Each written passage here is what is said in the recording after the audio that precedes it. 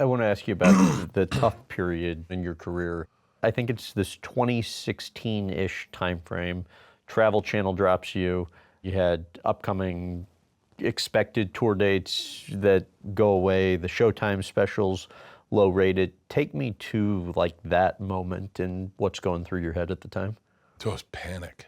A lot of people are always waiting for the other shoe to drop, you know, like they're waiting for the hammer. And it hit.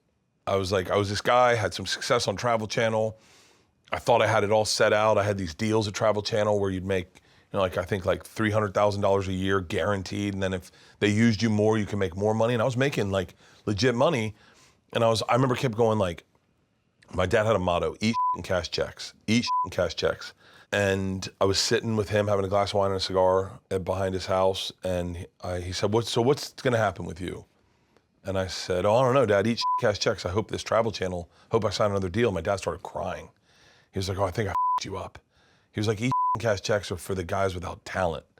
He goes, you have talent. You need to, now's the chance. Now's when you take the chance on yourself. You need to really roll the dice on you or you'll always regret it. You'll be the guy that stayed at Travel Channel because it was safe. Now's the opportunity. And then ran into Rogan. I was on a motorcycle in Vietnam and Rogan called me up. He was like, what are you doing? I was like, I'm drunk, I'm high, I'm on a motorcycle running through rice paddies in Vietnam. Sun's setting, there's water buffalo everywhere. And he's like, you're the machine. Rogan's like, get the away from Travel Channel. This is who you are. You're a storyteller. You got to talk about this on stage. Your show sucks. Focus on podcasting.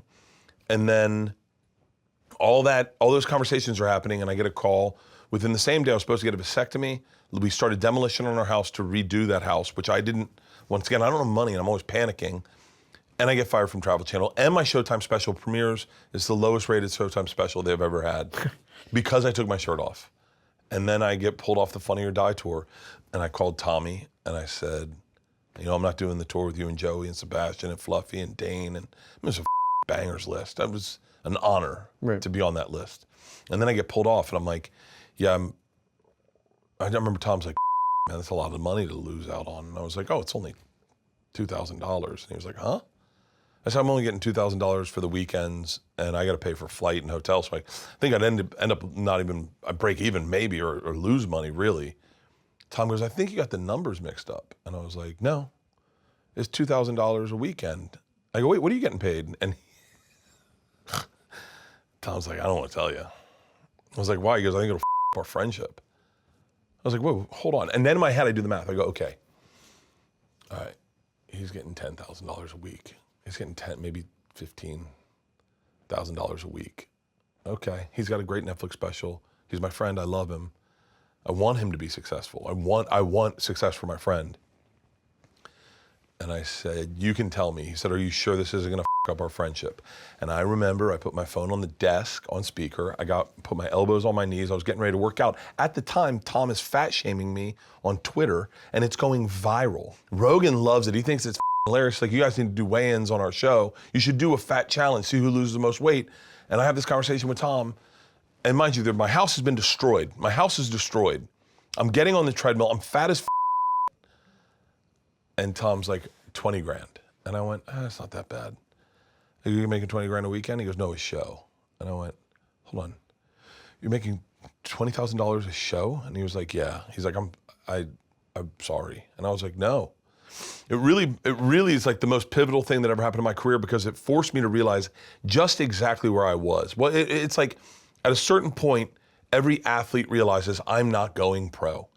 And at that moment I went, wow, that's my value in this business. And I was like, I can't be real. I gotta change it. I gotta do things. I gotta do what I think is right. And I had already learned how to edit and I'd been doing a vlog and the vlogs had gotten a little traction and I really took control of everything. I started editing videos and putting clips up online and I posted the machine story. I posted fighting a bear. I posted all the stuff I didn't even ask permission. As a matter of fact, I almost got sued by Showtime. I put up all the clips from the special. Machine story goes viral. The Rock reshares one of my fat shaming things with, everything's going in the right direction. Everything seems like it's getting received well. And then we did the fat shaming thing and the loser lost his beard. Now, once again, I had a thought. I was in therapy talking to my therapist about it. I said, I'm really nervous about losing my beard. And my therapist just very casually goes, I wouldn't. I mean, if you said that you could put me on Rogan and all they had to do is shave my face, you know how many people Google my face? And then I was like, the weight loss challenge. If I lose, I get my beard shaved, probably more people are gonna Google what I look like without a, I was like, it's just like it's like when MC Hammer sold shirts, MC Hammer, and he was making double the money. And so we did the challenge, I lost, Tom beat me, he shaved my beard. It was one of the funniest moments I've ever had. The machine story goes viral.